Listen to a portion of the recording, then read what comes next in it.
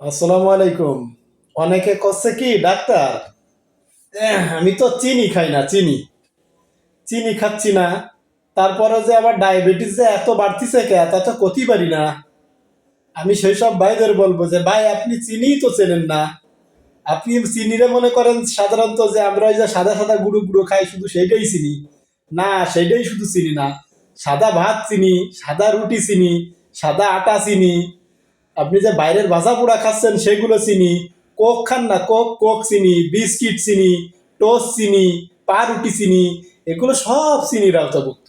তা আগে চিনি চিনতে হবে, তারপরে বলতে হবে যে ডাক্তার আমি তো চিনি খাচ্ছি না, তারপরে আমার ডায়াবেটিস কে কমতিছে না। আগে চিনি চেনেন, চিনি চিনতে হবে কিন্তু। চিনি চিনা আপনার বড় দায়িত্ব।